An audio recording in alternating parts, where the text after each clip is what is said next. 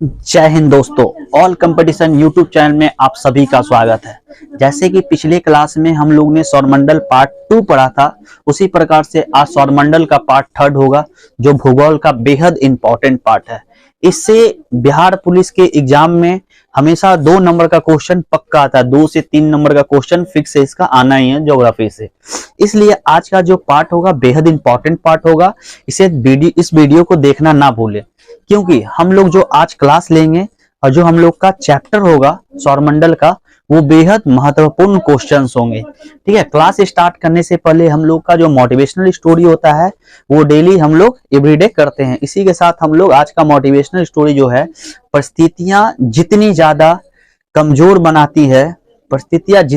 कमजोर बनाती है उससे कहीं ज्यादा आपको मजबूती प्रदान करती है। ठीक है, इसी के साथ हम लोग आज का क्लास स्टार्ट करेंगे।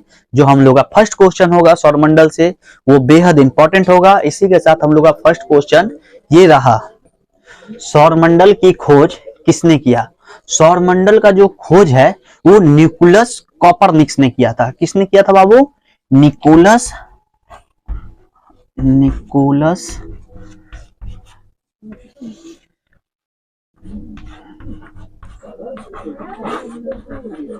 कॉपरनिकस ने किया था। ठीक है, निकोलस कॉपरनिकस ने इसकी खोज किया था। ये कब किया था?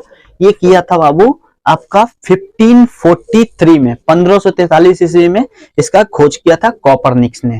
ठीक है, कॉपरनिकस का जो एक सिद्धांत था वो बेहद इंपॉर्टेंट सिद्धांत था। वो कौन सा सिद्धांत था? हेलियोसेंट्रिक सिद्धांत।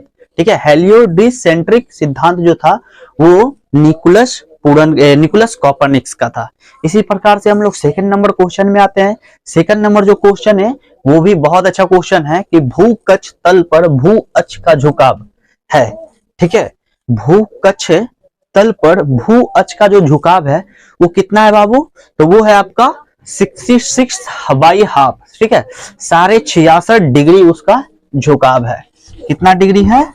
66.5 डिग्री। ठीक है, 66.5 डिग्री इसका झुकाव है, ये नोट कर लीजिएगा। इसी प्रकार से हम लोग थर्ड नंबर क्वेश्चन में आते हैं। थर्ड नंबर जो क्वेश्चन है कि अपने अक्ष पर पृथ्वी एक चक्कर कितने समय में पूरा करता है? कितने बच्चों को लगता है कि 24 घंटे में पूरा करते हैं, किसी बच्चों को लगता होगा 23 घंटे में पूरा करते हैं, लेकिन इसका जो एक चक्कर पूरा करने में जो लगता है समय, वो लगता है 23 आवर 56 मिनट और 4 सेकेंड। ठीक है, अगर हम कहें इसको हिंदी में तो आपका हो जाएगा 23 घंटा 56 मिनट 4 सेकेंड। ठीक है, 4 सेकेंड। ठीक है बाबू, इसका 4 सेकेंड आपका ये पूरा एक दिन का चक्कर लगाने में करता है। उसी प्रकार से हम लोग अब फोर्थ नंबर क्वेश्चन में आएंगे। फोर्थ नंबर, पृथ्वी अपने अक्ष पर घूमती है। पृथ्वी जो है बाबू अपने अक्ष पर किस दिशा से किस दिशा की ओर घूमती है? ये घूमती है पश्चिम से लेकर पूर्व दिशा की ओर यह घूमती है। ठीक है, पश्चिम से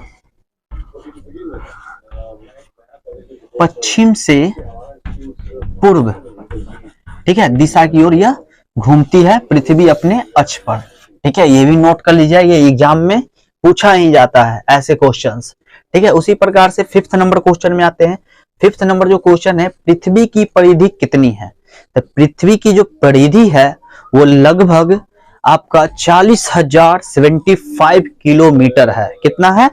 40,075 किलोमीटर। 40,075 किलोमीटर।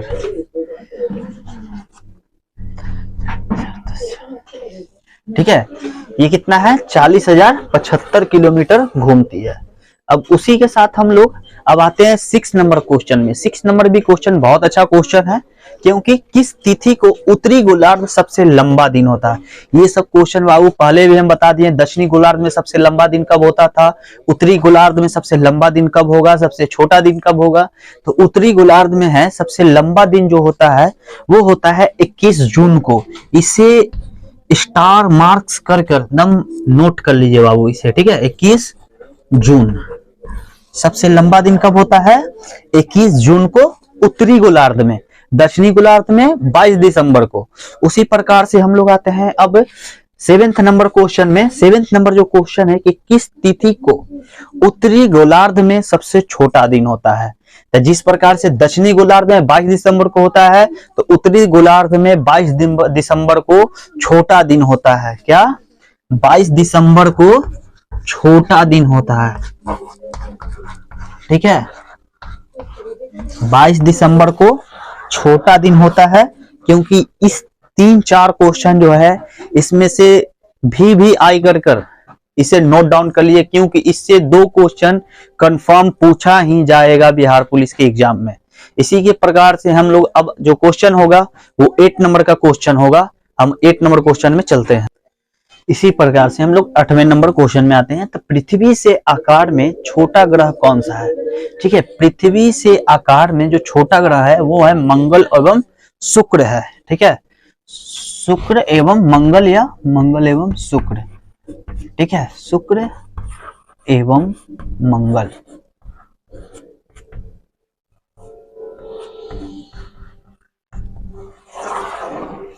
ठीक है, शुक्र एवं मंगल जो है पृथ्वी से आकार में छोटा ग्रह है।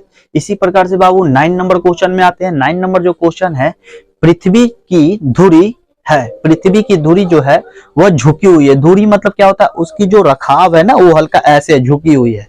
किस तरह से है? आप देखे भी होंगे, इस तरह का बना होता है। ठीक है, और इसमें इस तरह से झुकी हुई है। ठीक है, पृथ्वी की जो आकार है वो झुकी हुई है, झुकी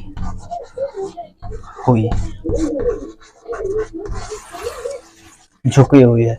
इसी प्रकार से हम लोग 10 नंबर क्वेश्चन में आते हैं। 10 नंबर जो क्वेश्चन है कि अतिरिक्त पृथ्वी की अतिरिक्त किस ग्रह पर वायुमंडल पाया जाता है? पृथ्वी की अतिरिक्त मतलब किस वायुमंडल पाया जाता है? तो वह पाया जाता है मंगल पर। किस पे पाया जाता है बाबू? मंगल पर। ठीक है, इसे भी नोट कर लीजिएगा। ठीक है, अब उसी प्रकार से हम लोग 11 नंबर क्वेश्चन में आते हैं। 11 नंबर जो क्वेश्चन है कि शनि ग्रह को सर्वप्रथम किस खगोल शास्त्रीय ने इसे देखा था? तो खगोल शास्त्रीय जो देखा था वो था गैलीलियो। ठीक है, गैलीलियो ने इन्हें सर्वप्रथम देखा था। ठीक है, गैलीलियो। इसी प्रकार से हम लोग अब आएंगे 12वें नंबर क्वेश्चन में।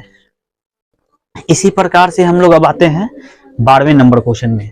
12वां नंबर जो क्वेश्चन है, सौरमंडल का सबसे कम घनत्व वाला ग्रह जो है वो कौन है बाबू? शनि। ठीक है, कौन है? शनि। उसी प्रकार से 30 नंबर क्वेश्चन। 30 नंबर जो क्वेश्चन है कि सौरमंडल का दूसरा सबसे बड़ा ग्रह कौन है? तो ये भी कौन है? शनि। ठीक है, ये भी शनि है और ये भी शनि है। ठीक है, इसी प्रकार से 40 नंबर क्वेश्चन में आते हैं कि शनि ग्रह का सबसे बड़ा उपग्रह जो है कौन है? शनि ग्रह का सबसे बड़ा उपग्रह टाइटन है। कौन है बाबू? टाइटन। इसी प्रकार से हम लोग 15 नंबर क्वेश्चन में आते हैं। 15 नंबर जो क्वेश्चन है कि यूरेनस के कितने उपग्रह हैं? ठीक है, यूरेनस के कितने उपग्रह हैं? तो इनके उपग्रह जो है 27 है। ठीक है, ये सभी क्वेश्चन को नोट कर लीजिएगा। इसी के साथ हम लोग 16वें नंबर क्वेश्चन की ओर चलते हैं। इसी के साथ हम लोग 16 नंबर क्वेश्चन में आते हैं बाबू। 16 नंबर जो क्वेश्चन है बेहद इंपॉर्टेंट क्वेश्चन है कि यूरेनस की खोज किसने किया? कि यूरेनस की जो खोज किया था हर्शले ने किया था। किसने किया था? हर्शले ने। ठीक है, इसकी खोज किसने किया था?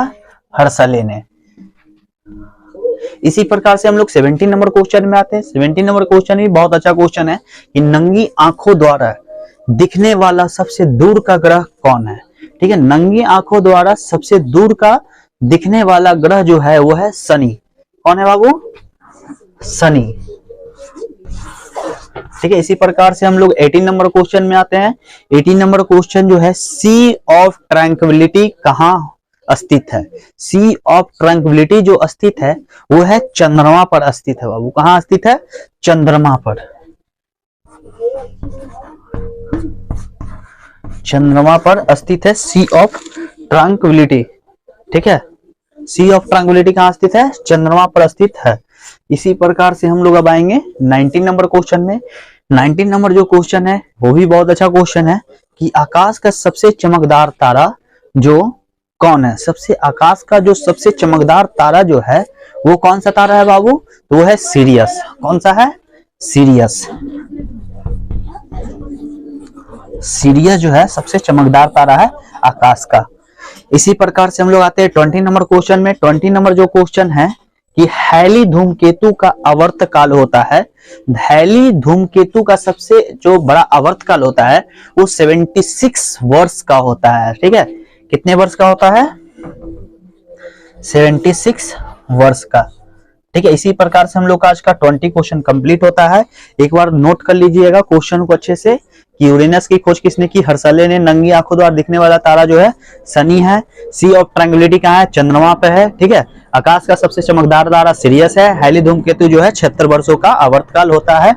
इसी के साथ आज का हम लोग का क्लास समाप्त होता है। ठीक है, क्लास समाप्त करने से पहले हम लोग जो है जो भी न्यू सब्सक्राइबर हैं चैनल पर वो सब्सक्राइब कर लें और बेल आइकन को दबाना ना भूलें। लाइक सब्सक्राइब बिल्कुल करें। अगर किसी क्वेश्चन में आपको डाउट लगता है तो वो कमेंट जरूर करें। इसी के साथ हम लोग आज का क्लास समाप्त करते हैं। हम लोग का जो नेक्स्ट क्लास होगा उसके बारे में हम लोग जानेंगे। ठीक है, जो नेक्स्ट क्लास होगा वो भी बेहद इंपॉर्टेंट क्लास होगा। हम लोग एक नोटिफिकेशन के माध्यम से आपको फिर से कल अपडेट करूंगा और हम लोग कल का क्लास स्टार्ट करेंगे। उसी के साथ आज का क्लास समाप्त होता है। जय हिंद दोस्तों, अलविदा।